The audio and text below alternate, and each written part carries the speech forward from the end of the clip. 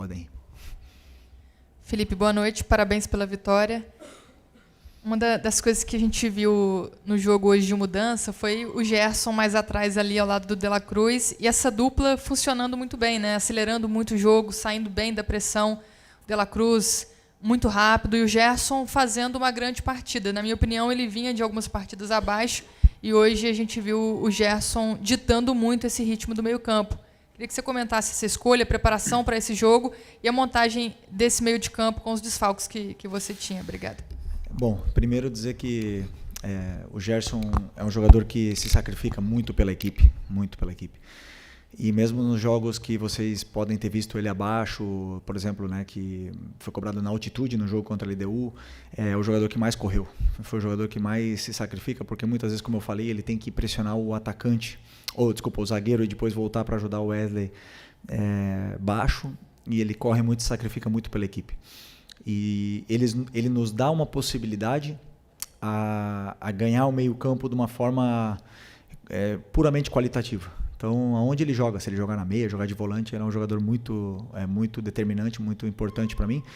Hoje, com os desfalques que a gente teve, ele acabou jogando nessa posição de volante e não estava já tão acostumado, fazia tempo que ele não jogava aí, desde o Carioca, se eu não me engano, mas é um jogador que eu sei que posso contar com ele em qualquer posição. E com o Nico, como eles treinam juntos, né? Ele, o Everton, Ala, Eric, então eles têm as dinâmicas e eles se sentem bem e performam. Eu estou muito feliz porque hoje o jogo do Gerson, o sacrifício do Gerson foi recompensado e merece ser elogiado.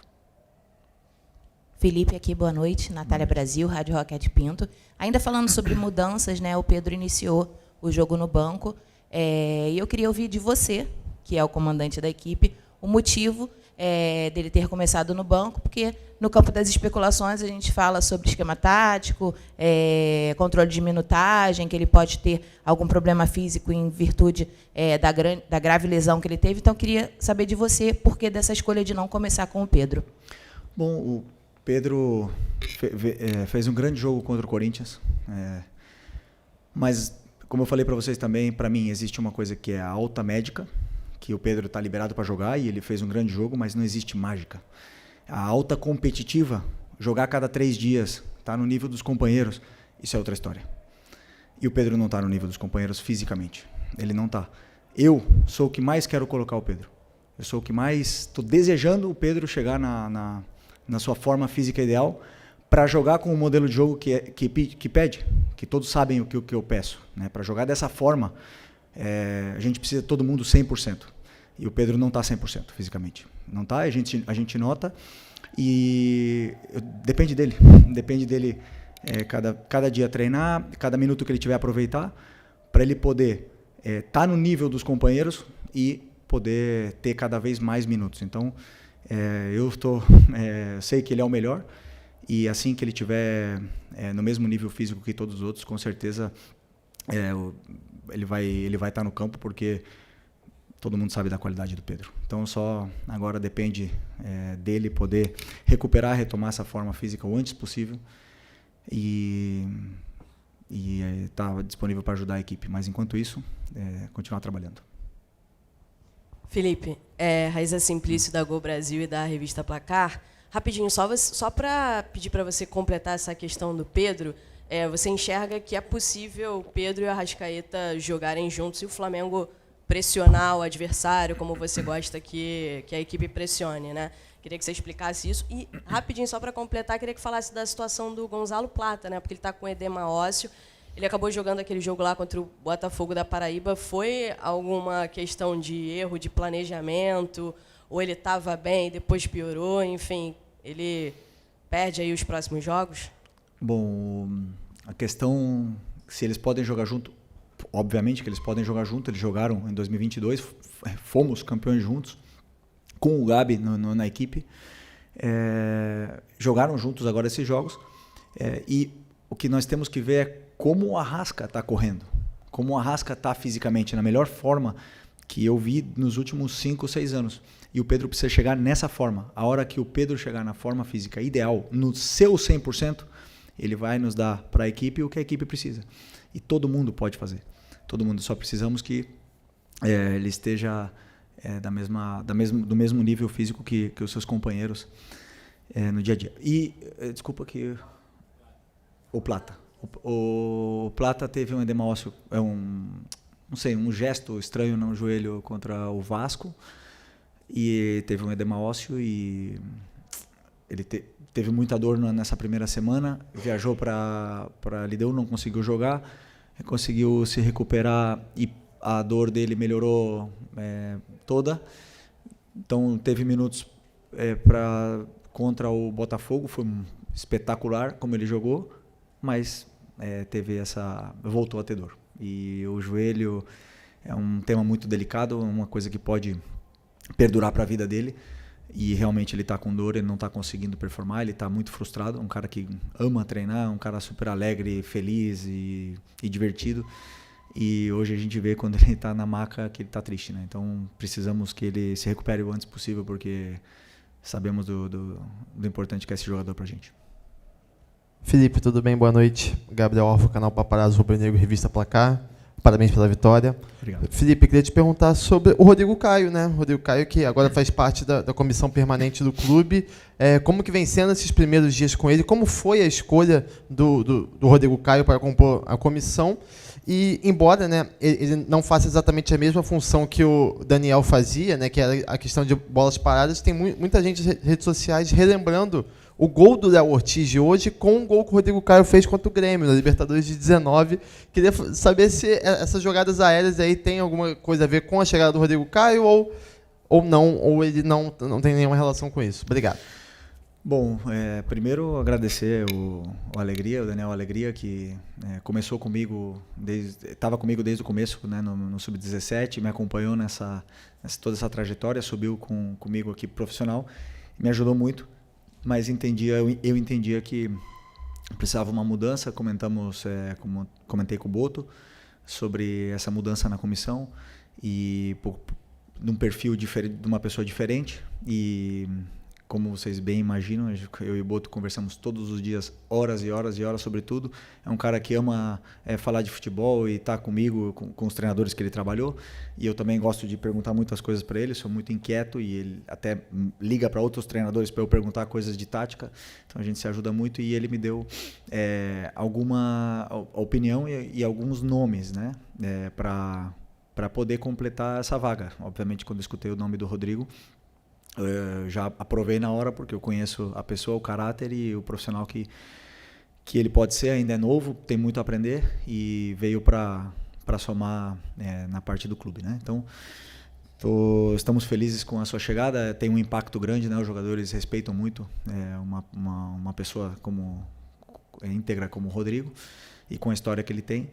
E sim, está ajudando também na bola parada, junto com o Marcinho, junto com os nossos analistas. Então todas as jogadas de bola parada foram preparadas e treinadas. Às vezes acontecem gols, às vezes não. Também fizemos gol com alegria, não porque mudamos que fizemos gols, né? Mas eu sentia que precisava dessa troca e, como eu te falei, o importante agradecer o Alegria aqui. Okay. Boa noite, Felipe. Léo José, do Coluna do Fla. A lesão do Pulgar fez com que você a lesão do Pulgar e também do Ala fez com que você precisasse puxar um pouquinho o Gerson, e aí você formou a dupla ali do Gerson com o De La Cruz. Uma dupla que funcionou bem, né? Pelo meu entendimento, seu entendimento também. E lá na ponta direita você acabou jogando o Luiz Araújo. E com a lesão do Plata, em mais alguns jogos a gente vai precisar ver outro ponta direita por ali, sem ser, obviamente, o Plata. E com o Luiz Araújo na direita e o Gerson mais de meio de volante, você entende que essa opção ela pode ser usada mais vezes? É uma opção que você pensa usar com frequência? Ou você prefere mesmo deixar o Gerson ali na meia direita e usar um outro volante?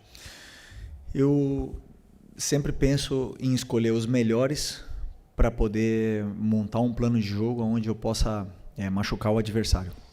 O Luiz tem uma coisa que é muito boa, que ele tem gol. Ele tem gol, ele tem assistência, ele gera esse perigo quando ele chega perto da área, né? Então, ele nos dá outras coisas com suas características características para a equipe. Então eu sempre, quando eu vou analisar um adversário, e agora mesmo pela falta dos volantes, nem duvidei em colocar o Luiz pela forma que ele entrou no último jogo com 10 minutos. Falei para ele, orgulhoso que eu me sentia dele depois de ter ficado vários jogos no banco. E entrou, 10 minutos não, no minuto 10 contra o Bahia. E correu de uma forma assim muito bonita. O que ele fez no jogo contra o Bahia foi para mim impressionante. Falei para ele que eu fiquei orgulhoso dele. E o futebol ele devolve. Um cara que treina todo dia do jeito que ele treina, um cara que quer, que se incomoda quando não tá, quando erra e quer melhorar e quer evoluir, o futebol devolve. E hoje devolveu com um gol, mais uma grande atuação. Então o Luiz sempre vai ser uma peça onde eu sei que eu posso começar com ele, sei que eu posso colocar no segundo tempo, e o campo fala, né? Tem jogadores que, como eu falei, batem na porta e vão jogar mais, depois os momentos de cada um vão dizendo se merecem estar no campo ou não. Felipe, aqui, boa noite. Bruno Vilafranca, da Rede Multiflá. Felipe, a meu ver, o Michael não tem deixado de lutar. Hora nenhuma, jogo nenhum. Toda a participação dele, não vejo faltar luta ao Michael. Agora, algumas tomadas de decisão eu acho que têm sido equivocadas e a torcida já cobra bastante. O Michael, eu vi que no momento em que ele deixou o campo hoje, você deu um abraço longo no Michael, não sei se falou alguma coisa, eu estava longe, não consegui ver. Como fazer para tornar o Michael, de fato, aquela peça importante que o torcedor tanto pediu, inclusive o retorno na temporada passada, e essa é uma das funções do treinador, recuperar jogadores que não estão dando aquilo que o torcedor entende que pode ser melhor. Obrigado e parabéns. Obrigado. Eu penso sempre em uma frase que define, né? Ninguém é mais importante que a equipe. Todo mundo tem que se sacrificar pela equipe e a equipe vence dessa forma, ou está mais perto de vencer dessa forma. Hoje o Michael, o Bruno Henrique, o próprio Arrascaeta, o Luiz, jogadores de frente não deixaram em nenhum momento a LDU jogar. Não deixaram. Eles não conseguiram passar do meio campo no primeiro tempo. E é um time que, se você ver, você estudar, eles jogam, como jogaram no segundo tempo aqui, né? Então, é um jogador, o Michael é um jogador que dá tudo o que tem pela equipe. E sempre que eu escutei os torcedores falarem, queremos raça, queremos gente que corre quando não der na bola, vai na vontade, ele tem tudo isso. E ele começou o jogo muito bem. E aí nas primeiras decisões, a gente sabe que a torcida está esperando. E aí começam a pegar no pé, ele acabou ficando mais nervoso. Mas não temos que esquecer o que o lateral direito do LDU sofreu com ele, e tanto é que foi substituído. Por causa que o Michael machucou muito aquele lado deles ali. Depois, falta o terço final, falta o último passe, falta essa tomada de decisão? Sim. Ele sabe, ele treina, ele é o cara que mais fica fazendo complemento todo dia. E a hora que a bola entrar ou que ele conseguir se soltar um pouco mais nesse aspecto, ele tem. Ele tem porque em 2021 ele fez 15 gols, se não me engano, 12 gols, ele quase foi artilheiro do brasileiro aqui naquele ano. Então, eu tenho que tentar também ajudar ele a recuperar isso aí, que é um jogador que deixa tudo que tem pelo Flamengo. Oi, Felipe aqui, David Sharp, do Antenados na Jogada. Parabéns pela vitória. Eu queria saber o que você pensa em relação à marcação alta e criação de jogada, porque não necessariamente o time precisa marcar alto e roubar a bola no campo do adversário para criar jogadas, para ter a posse de bola, né? Salvo engano, até o Guardiola falou que roubando a bola no campo do adversário você está muito mais próximo do gol e a chance de fazer gol é muito maior. Mas, ainda assim, se o time marcar médio para baixo, consegue retomar e até ter a posse de bola, não perder e criar mais jogadas, né? Então, queria saber em relação a isso, sobre jogadores que talvez não marquem tão bem assim pressão, como talvez o próprio Arrascaeta, o Pedro nesse momento, Gerson, não sei se você concorda, se eles podem jogar juntos até dessa forma um pouco mais compacta, até para quando furar essa linha de marcação logo do campo de ataque, não gerar espaço atrás, né, no campo de defesa. Para mim, a única diferença, por exemplo, de um Bruno Henrique, Pedro, Arrasca e Plata, que são jogadores, é a intensidade na pressão. Mas a pressão todo mundo pode fazer. O que acontece? A gente só olha a pressão alta. Só que para mim o jogo é feito de fases, né? Então na fase defensiva para mim são 4 fases, que é o tiro de meta, a pressão alta, o bloco médio e o bloco baixo. E todos eles têm que fazer as 4 fases. Ou seja, tem que pressionar o tiro de meta, temos que pressionar alto quando a bola está no pé do goleiro e quando eles rompem a nossa pressão, nós temos que saber fazer um bloco médio, temos que voltar todos, e quando tiver bloco baixo também tem que voltar todos, tem uma função defensiva a fazer em todas essas fases, na fase defensiva e também na fase ofensiva, claro que são outros aspectos. Todos eles podem fazer. A intensidade da pressão, a força que você vai pressionar é outra. Isso sim, isso é uma característica que a gente não pode mudar, mas todos eles podem fazer as 4. E, aliás, fazem, quando estão bem. Felipe, boa noite. Mauro Santana, do canal Mauro Santana.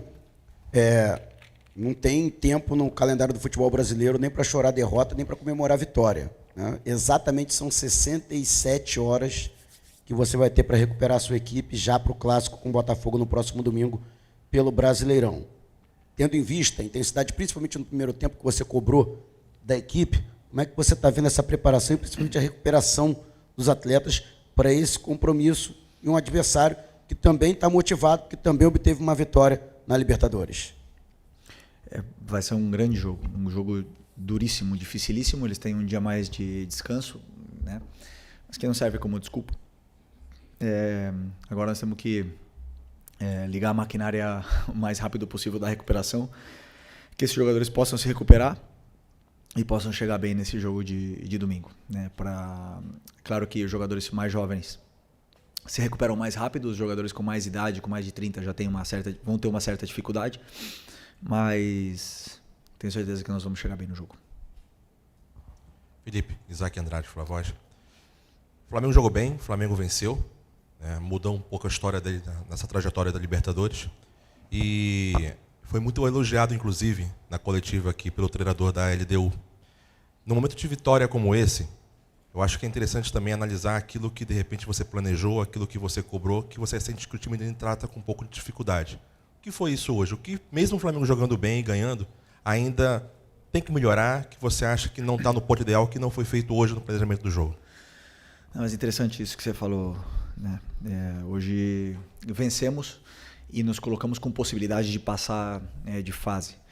Numa Libertadores que até então vinha sendo ruim, eu sempre penso que você tem que demonstrar dentro do campo que você realmente quer ganhar essa competição, né? E hoje eu acho que a equipe passou essa mensagem. No primeiro tempo, a gente passou a mensagem para a própria competição que nós não queremos ser eliminados. A gente quer chegar o mais longe possível, nós queremos chegar na final.